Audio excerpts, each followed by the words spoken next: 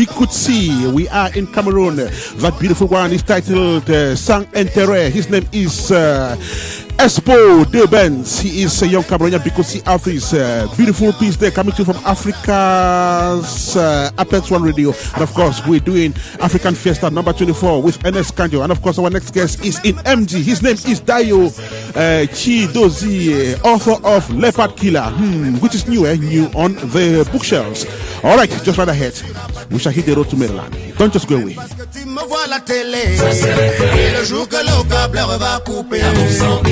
Je t'aime pour ton grand succès. Maintenant le succès là peut finir. En amour, y a pas d'intérêt. C'est pas comment ça vient, on sait pas. And of course, that beautiful piece of Bikutsi music will be yours just after we receive our next guest. Okay. At exactly 11 o'clock here in the studio of Apex One Radio, situated in the city of Columbus, Ohio, we now move to Maryland and receive Dayo, the writer. Dayo, you're welcome to the show. Thank you. Thanks for having me. So, how are you today? Well, doing okay, although I'm looking outside my window and, you know, it looks like I'm on the set of Game of Thrones. It's like so gloomy and wet. I can guess. And a writer like you, when you look across your window, definitely you get inspired. Oh, yeah. And I can imagine that your pen runs each time you are inspired. Exactly. So you are the author of Leopard Killer, which is at the verge of being launched. It is a novel, and you say it's your very first novel, right? Yes, correct. And so what is the story all about? Okay, so the novel is based on a time period, you know, I would say pre-colonial Africa, specifically southwestern, what we now know today as southwestern Nigeria, around the 15th century, and it's really a piece of historical fiction because it's based on a particular time period. Right. The protagonist of the novel is Ajani, and you know he's a guy who, at the very I would say close to the beginning of the novel, he kills a leopard. He's only 14, and because of his young age, that, you know, attracts a whole lot of attention. And it puts him in a position where, you know, he has this influence, right? You know, not only from a physical aspect, but also from an intelligence level, because there are other things that he also does to help his hometown, which is Itoro. Right. So as the novel goes on, the issue becomes, is he going to, you know, go rogue in a sense and, you know, assert his power on the town, seeing that he's gathering such a following, or is he going to use it for the good of the town? So there's a constant struggle with both sides, and he's right in the middle. And, you know, basically as you read on, you begin to realize where he's actually going. Beautiful story there. And why would you prefer to feed your readers with fiction that recalls the past when there seems to be so much happening nowadays that would merit the place of a novel? Oh yeah, there's a whole lot happens. A whole lot's happening nowadays, and that's a very good question. You know, actually, this book was actually first written in 2009. I actually wrapped it up in 2009. Okay. You know, it didn't take until recently for me to actually get it out. So, you know, in that sense, this had to come out first. I do have some contemporary content waiting to be released, which would be definitely in 2016, you know, next year. But my theory was that, you know, let me get this out first, because this has been on the sidelines for quite some time. You know, it would almost seem like I'm upsetting the order of things by jumping to stuff that I already have now, and then I have to go back and stretch to stuff that I had written before, and is, you know, my estimation, and I don't mean to toot my own horn, pretty good. Right.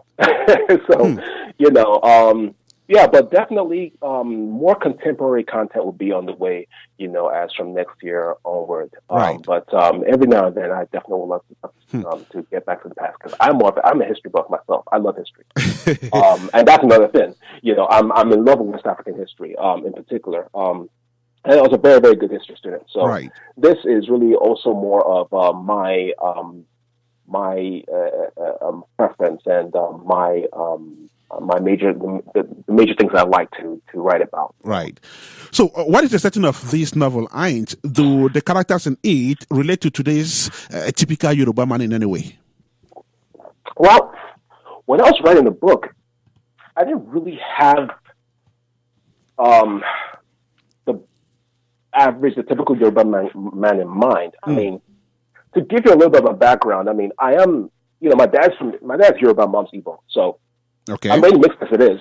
I don't tend to think in terms of tribal ethnic group. Okay. Of course, if I'm writing a book on Yoruba land, it definitely has to show the basic tenets of Yoruba culture, and which is what this book shows. And this is what Ajani finds himself in, having to make decisions that go against the basic tenets of Yoruba culture, which is, I'll say most of all, respect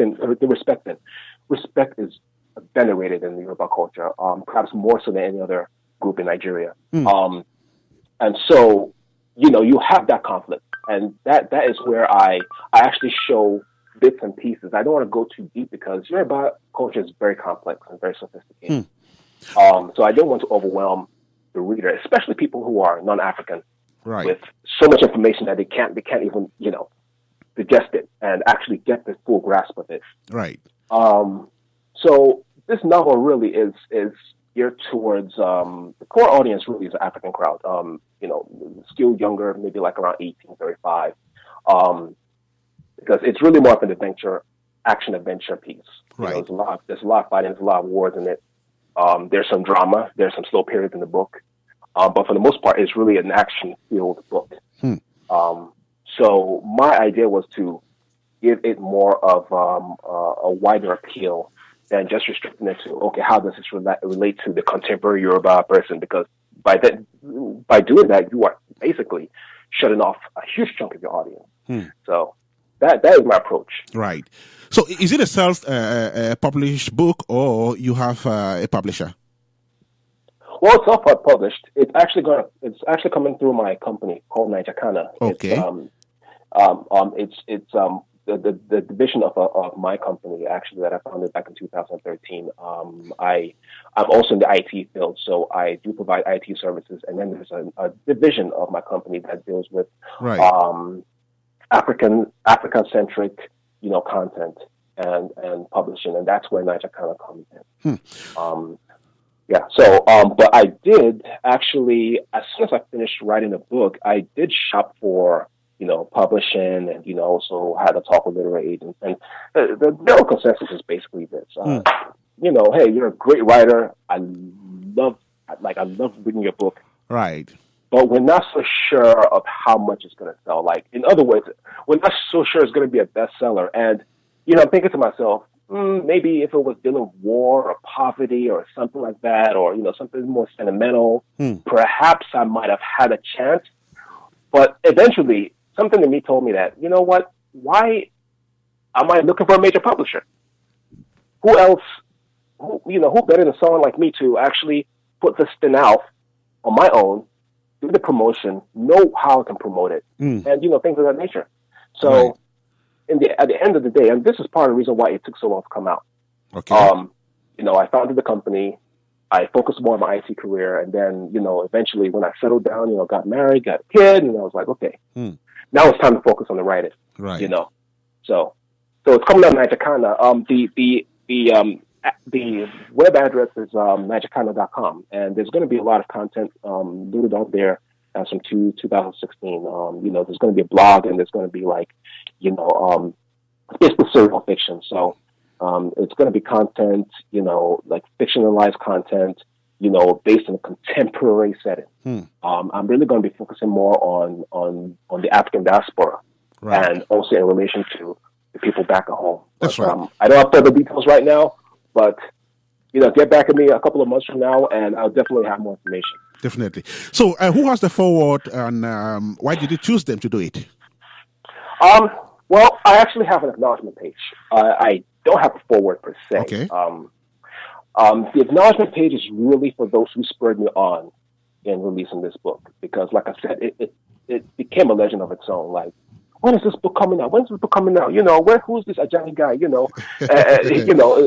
my aunt, had my parents, because my dad, he's a professor, so he knows a lot about Yoruba history and culture, and so he was a very, very valuable source in writing this book. My mom, who was just you need to get this thing out. I don't know what you're waiting for. I don't know what you're scared about. Right. My brothers. My two younger brothers, my sister, they're like, when's it coming out? We have people who don't even write and they already have a book out. What are you waiting for? Da, da, da. And of course, my wife, she has been perhaps in terms of narrowing my vision of what I need to write about, she has been the greatest help in that regard. Right. Okay, you need to do something that will bring people in, something kind of like bait, because sometimes it's not necessarily about what you like to write. It's about what people want to read. Right. So you have to you have to straddle that line and make sure you master it. So that's what the acknowledgement page is going to be dedicated to. Right. So could you just quickly present the book, technically speaking, how voluminous it is, how many chapters do you have, the font types, and tell us the cover. Tell us more about the cover. Oh, okay. So with the cover, I was trying to go for more of a symbolic or abstract concept. I think the initial concept was I was going to draw a leopard, lying in a pool of blood, but then I felt like that would be too graphic for some people. Right. So what I did was basically, because it's a painting that I actually did in acrylic paint. So the red background represents the blood from the leopard. Of course, you have the leopard skin right in the middle. That represents, of course, the leopard, which is obvious. You have a stick sticking out of the leopard. That represents a spear that was thrust at the side. That's the weapon that Ajani used to kill the leopard. Okay. And there is a rough black border around the leopard skin to symbolize that the leopard has been killed, has been subjugated. So it's almost like it's total subjugation of the wild animal. Right. So that's what the cover. That's the whole concept of the cover of Leopard Killer. Right. So how many chapters do you have? Well, there are 2 chapters plus a prologue. It's around right now. It's closing in on 600 pages, like around between 500 and 600 pages. There are 4 appendices because I included a glossary, a pronunciation key, a map, and a timeline. Because it's historical fiction. And tell me, okay, go ahead. Oh, there's also, the font type is PF Serif. So I wanted something that is modern, but also easy to read. Okay. Either on paper or electronically. Right. Now, tell me, Dayo, is it written in very simple English that the readers can easily understand? And who can read this book? Well, I mean, I would like to think that, most people can actually read this book. Okay. Because I took great pains, like it was a painstaking process having to simplify the book. Okay. When I started out, I wrote the book from the mind of a 15th century Yoruba person. Right. So I used the Yoruba language to write a lot of the book.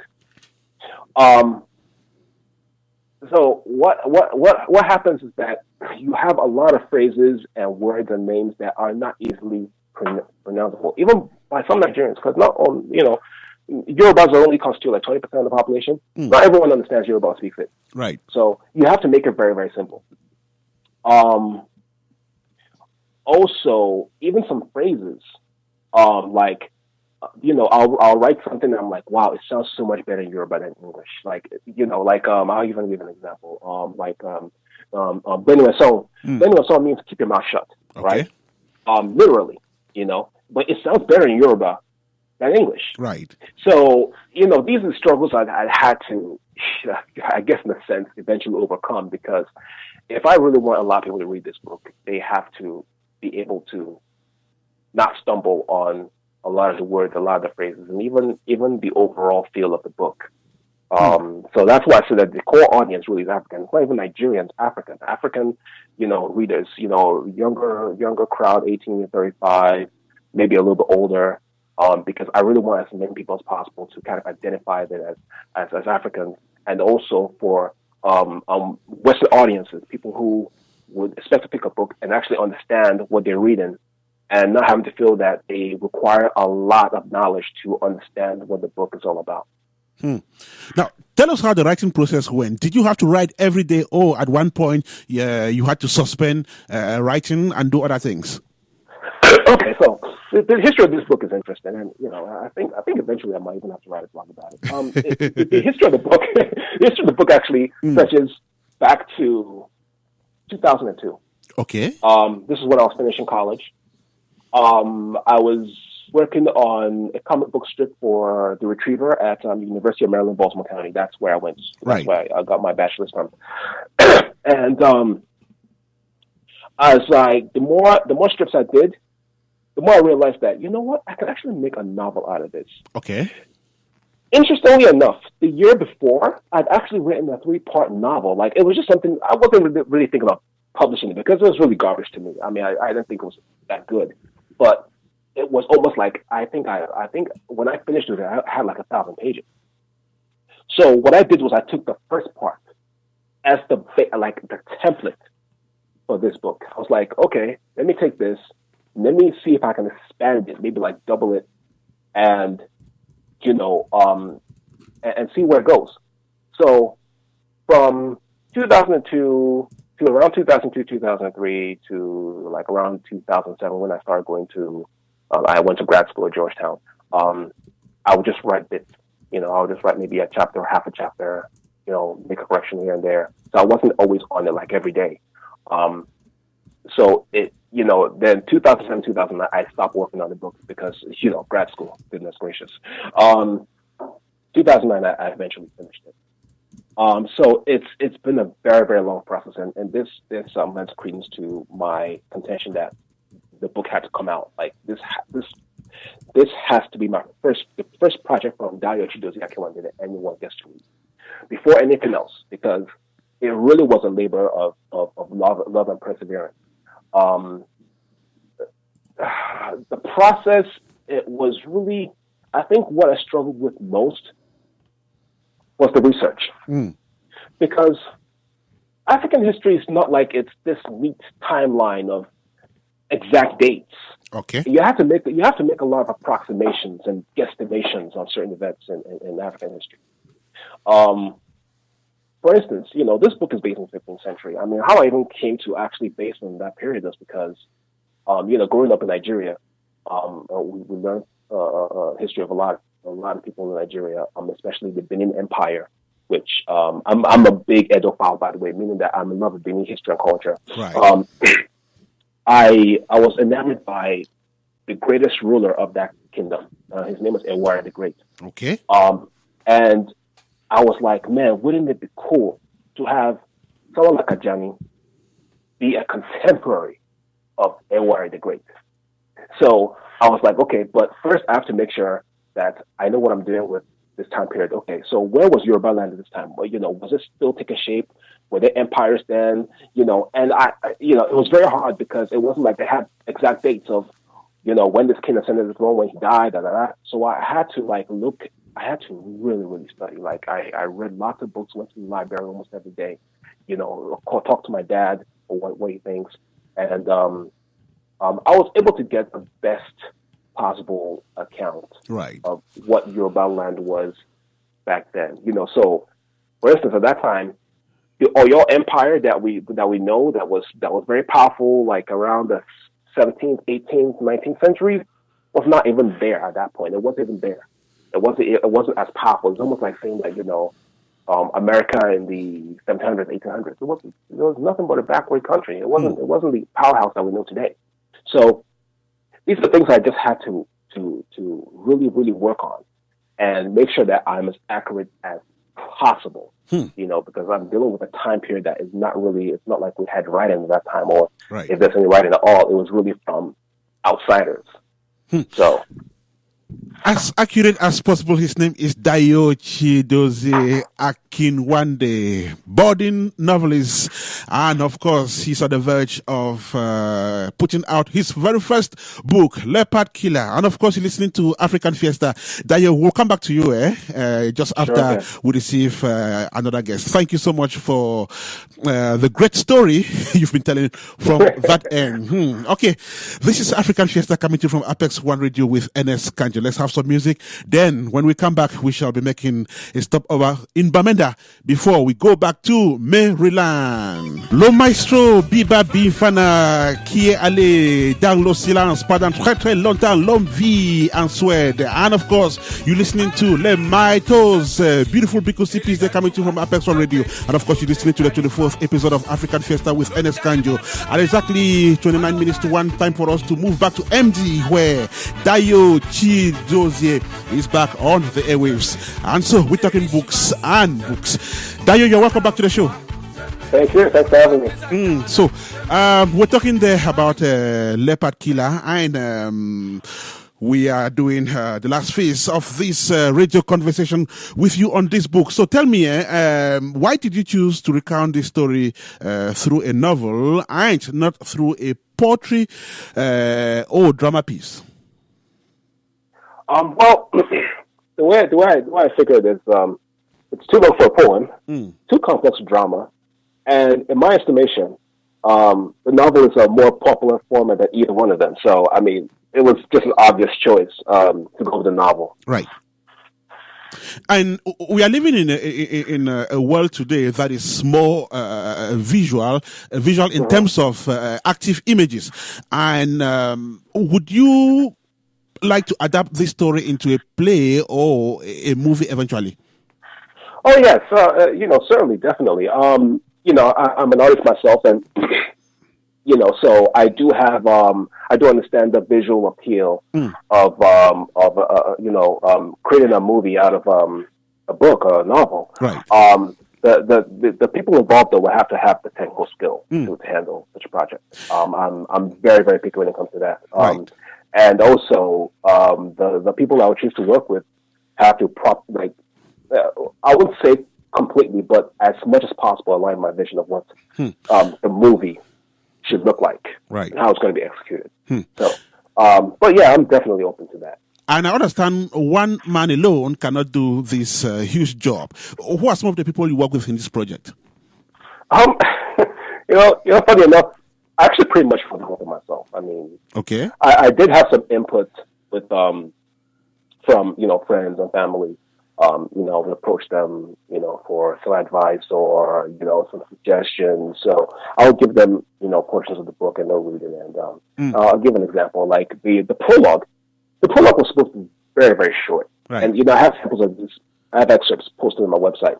The prologue was supposed to be really, really short, like no more than probably like maybe 5-6 paragraphs, and it eventually morphed into a chapter in itself because one of the feedback that I got was, you really, really, really want to draw the reader into the book, like you really want to start off right with a bang, So the book opens with an attack on a neighboring town, and so I really go into detail, like the fright that must have enveloped that town. As the invaders come in, start hacking people to death, start lighting up the torches, and then there's this guy, this hunter, who just had a baby boy, and he sees someone approaching him with a machete, and he wanted to pull out his bow, but then he realized that this might not be appropriate for the occasion, so he tosses that aside, pulls out his cutlass, and there's this sword fight, in the prologue. So, you have I've gotten a lot of input to how to make the book better. But yeah, the entire thing was definitely done by yours truly. So right now, Dayo, I'm still tempted to ask this question. The Nigerian book industry is quite advanced and enviable, but not as big as the country's movie sector. Why would you rather take on books than get into the movies, where every young person seems to be making business? Well, that's a good question. A couple of years ago, I used to write for this website. I actually used to do reviews on rap and hip hop music, on albums, singles, essays, features, and there were some people who were not necessarily fans of the genre. Okay. In fact, they would actually go to the comment section and say, I don't really care much for rap, but you're good. You write really good. Even to the point where, you have someone who is not a rap fan, who has never listened to a rap record, and already has his or her preconceived notions of what rap is, as a genre full of violence and misogyny and, drugs and stuff like that. And then they go on and check it out for themselves, and they're like, oh, wow, the perception is definitely far from reality. So I was able to draw people into something that they otherwise wouldn't have even ventured into. And that was because I just wrote my butt off. So back to the whole music and movies thing. I would definitely say music and movies are cooler. Okay. I hate to say this, but it's not like we had any Nielsen sound scan or box office receipts or hard facts or figures to substantiate whether, music is benefit or movies is beneficial to everybody financially. And especially with the movie industry, it's when people talk about the Nigerian movie industry as being one of the biggest in the world, they usually talk in terms of volume. Mm-hmm. It really is a volume-driven industry. So I have my doubts as to how profitable it is. A lot of people are making money from it. That's for sure. That's for darn sure. And I think that's part of the cool factor. I could come out and say, oh, I have WizKid as my featured guest in the song, or, working with this producer or this director. It sounds cooler than saying, oh, I'm writing a book on 15th century West Africa. So the perception is, I think the book industry has to get to the point where it's actually cool to do it. Like it is with music and movies. I mean, a decade ago, there was no such thing as, there was no such thing as Nigerian pop culture. Now we have like movie stars, we have musicians, we have not even that, bloggers, fashionistas. You have this burgeoning pop culture that Nigeria had never had before. Prior to 1992, there was no such thing as a Nigerian film industry, really. I mean, and even after the first video on the first Nollywood, so-called Nollywood movie was made, it took a while for other people to actually get into it. Like, right. It took about 5, 6, 7 years for that industry to actually go into what we call the film industry, Nollywood. So it has to start from somewhere.